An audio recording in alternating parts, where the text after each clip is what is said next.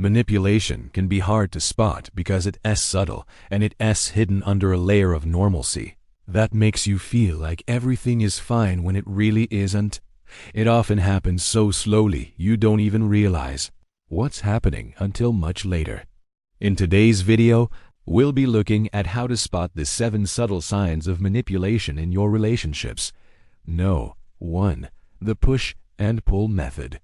This is one of the most common methods of manipulation used by narcissists, and it consists of pushing someone away and then pulling them back in whenever they start to leave.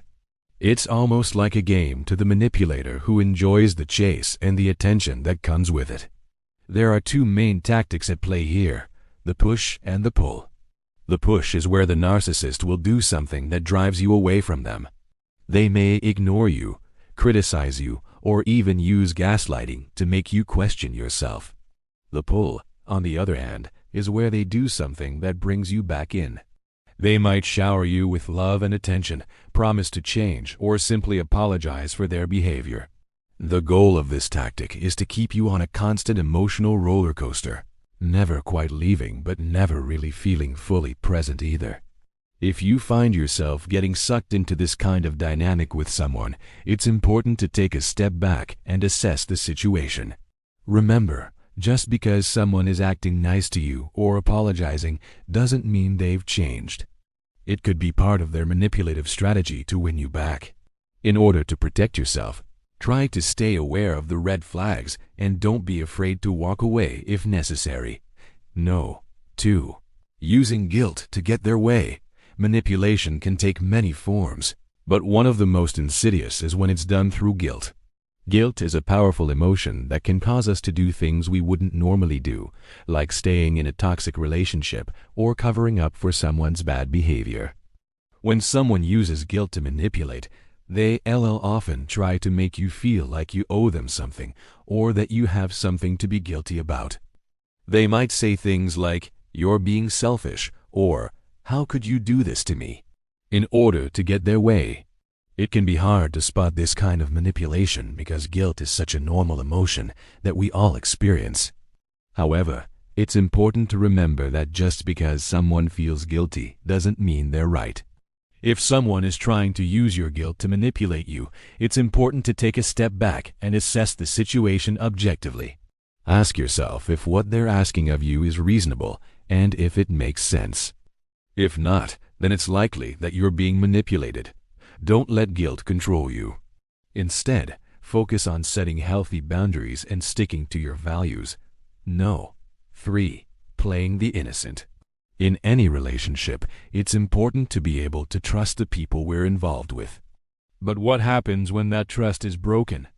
Some people might respond with anger or resentment, while others may try to manipulate the situation to their advantage. One common way that people manipulate others is by playing the innocent. This involves making yourself seem like a victim and avoiding responsibility for your actions. For example, you might hear phrases like, "I didn't mean it," or "I can't help it." While these excuses may seem innocent enough, they can be a sign of manipulation if overused. If someone is playing the innocent, they may be trying to avoid accountability for their actions or shift the blame onto someone else. This can be a way of manipulating the situation to their favor and avoiding any negative consequences. It is important to be aware of this kind of manipulation so that you are not taken advantage of. Remember that everyone makes mistakes and it's okay to own up to them. It's not always easy, but it's important to be honest and take responsibility for our actions. By doing so, we can build trust and understanding in our relationships.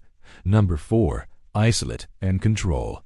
Isolation is a common tactic used by manipulators to gain power and control over others. By cutting off contact with friends and family, the manipulator can prevent the victim from getting support or perspective from anyone else.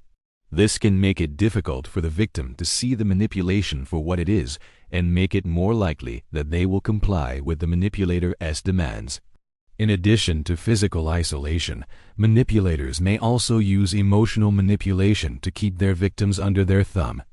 They may use guilt, shame, or fear to make their victims feel like they can't do anything without them. This can be especially effective if the manipulator is someone that the victim cares about, like a partner, family member, or friend. If you think you're being isolated and controlled by someone, it's important to reach out for help. Talk to someone you trust about what's going on and get the support you need to break free from the manipulation. Remember, you don't have to go through this alone. No. 5. Gaslighting. Gaslighting is a form of manipulation in which the target is deliberately misled and made to question their own sanity. The term gaslighting comes from the 1944 film Gaslight, in which a manipulative husband tries to make his wife think she is insane by slowly and steadily dimming the flame on a gas lamp, but he denies it when she points it out. Gaslighting can be incredibly damaging to its victims, causing them to question their own memory, perception, and judgment. Manipulators will often use gaslighting tactics in conjunction with other forms of abuse, such as emotional or financial abuse, making it even more difficult for targets to escape the situation. If you think you're being gaslit, it's important to remember that you're not alone. Reach out to trusted friends or family members and get their support. You may also want to seek professional help to help you cope with the emotional toll of gaslighting. Remember, no one deserves to be manipulated or abused. No. 6. The silent treatment. Sometimes silence can be deafening. When someone uses the silent treatment as a form of manipulation, it can be incredibly frustrating and confusing. The person doing the silent treatment may think they're punishing you for whatever they perceive as a wrongdoing, but they're really just causing unnecessary drama and tension in your relationship. It's important to remember that everyone needs time alone sometimes, and that's not manipulation. However, if someone is consistently using the silent treatment to control or punish you, it's a problem. It's important to talk to that person about their behavior and set some ground rules. Let them know that while you respect their need for space, you also need them to communicate with you in a more respectful way. No. 7. Keeping score. One of the most telltale signs of manipulation is when the person doing it is constantly keeping score.